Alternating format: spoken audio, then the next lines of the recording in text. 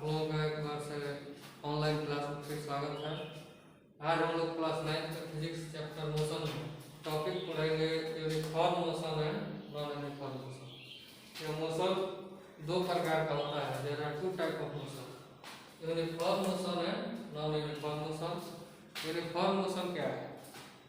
तो uniform motion is a state of moving body. Uniform motion किसी भी गतिशील वस्तु की एक अवस्था है। Uniform motion is a state of moving body. Non uniform motion is also a state of moving body. But what is difference? अंतर कहाँ है? तो uniform motion means a body is said to have uniform motion when it travels equal distances in equal interval of time। किसी भी वस्तु को हम एक समान गति या यूनिफॉर्म मोशन में कहते हैं जब वह समान दूरी समान समय अंतराल तय करती है। एक बार और देखिए, a body is said to have uniform motion when it travels equal distances in equal interval of time। जब कोई बॉडी समान दूरी समान समय अंतराल में तय करती है तो उसे हम एक समान गति कहते हैं, यूनिफॉर्म मोशन कहते हैं। एग्जाम्पल के लिए, जैसे एक स्ट्रेट लाइन बनाया गया है, सीधा लाइन बनाया गया है, यहाँ पर टाइम, यहाँ डिस्टेंस। तो जैसे 0 सेकेंड पर ऑब्जेक्ट 0 मीटर डिस्टेंस ट्रेवल किया है, 1 सेकेंड के बाद 10 मीटर, फिर 1 सेकेंड से 2 सेकेंड, यानी नेक्स्ट 1 सेकेंड के बाद फिर 10 मीटर, फिर 2 सेकंड से 3 सेकंड के बीच में फिर 10 मीटर, और फिर 3 सेकंड से 4 सेकंड के बीच में फिर 10 मीटर का डिस्टेंस ट्रेवल किया है। यानी इस एग्जांपल में क्या होगा?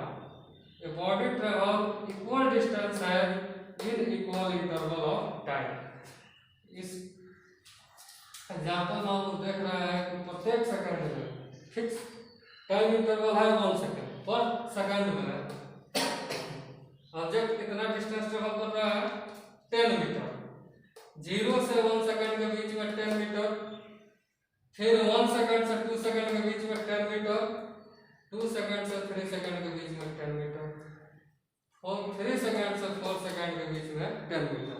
यानी पर सेकंड टाइम इंटरवल फिक्स है 1 सेकंड, और डिस्टेंस भी इक्वल ट्रेवल हो रहा है 10 metre, 10 metre, 10 metre and 10 metre.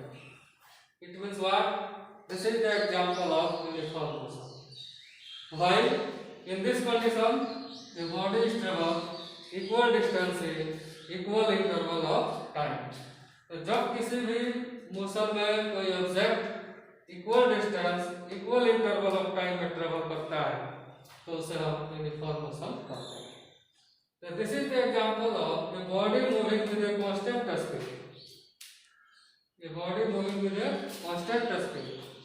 तो जब कोई बॉडी कांस्टेंट स्पीड से मूव करेगा उसका स्पीड में कभी चेंज होगा, न घटेगा न बढ़ेगा, तो वो यूनिफॉर्म मोशन का एग्जांपल होता है।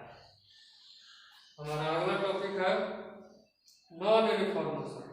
तो कोई मूविंग बॉडी यूनिफॉर्म मोशन में भी हो सकता है या नॉन यूनिफॉर्म मोशन में भी हो सकता है। तो body is said to have non uniform motion.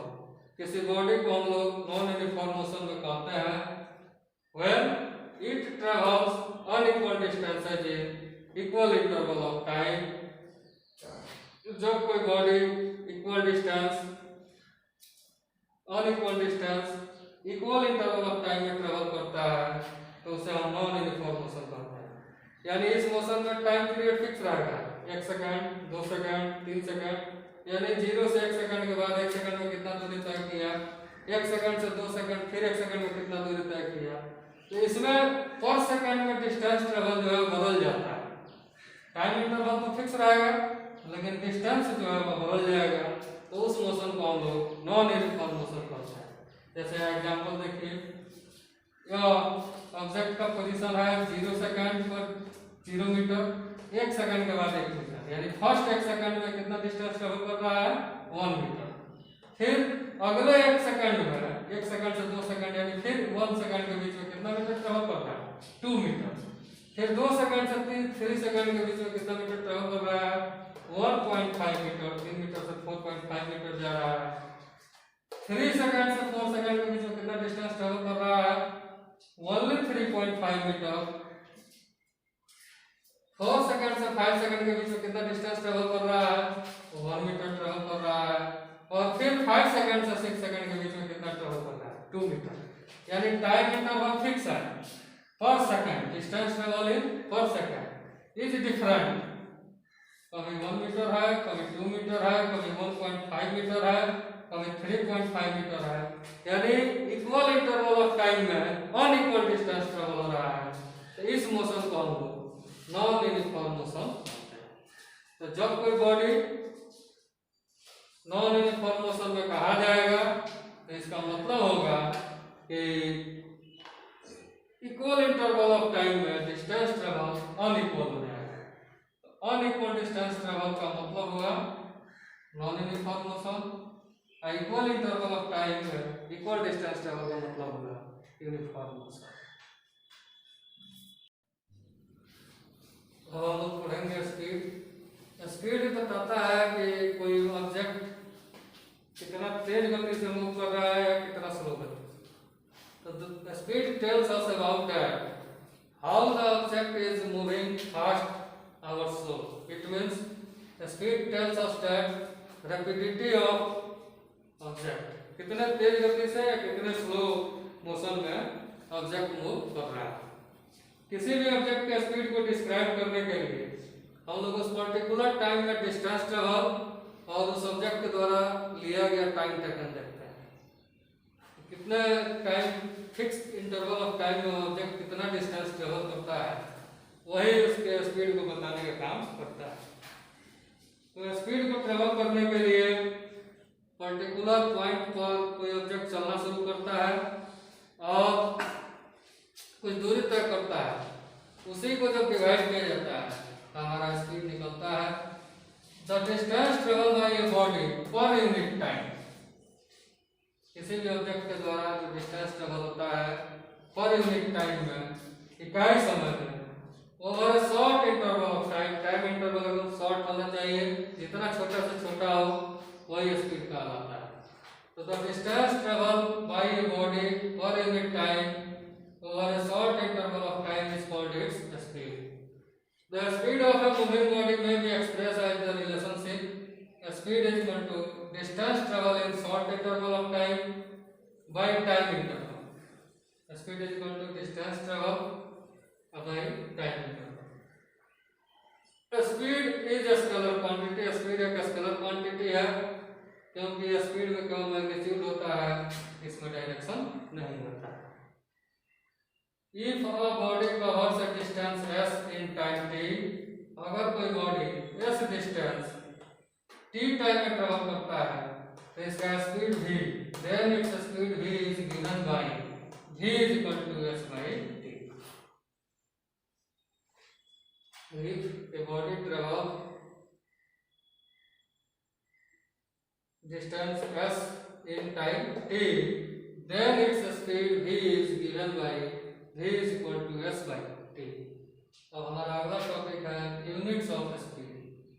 Unit of speed is equal to unit of distance by unit of time. Unit of distance means the SI unit of distance is metre and the SI unit of time is second.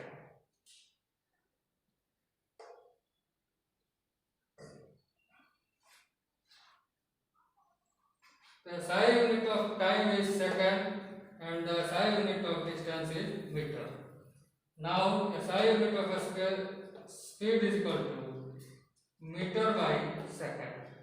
So distance का unit हो गया metre, time का unit हो गया second. इस metre को हम लोग m से डिनोट करते हैं, सेकंड को s से डिनोट करते हैं।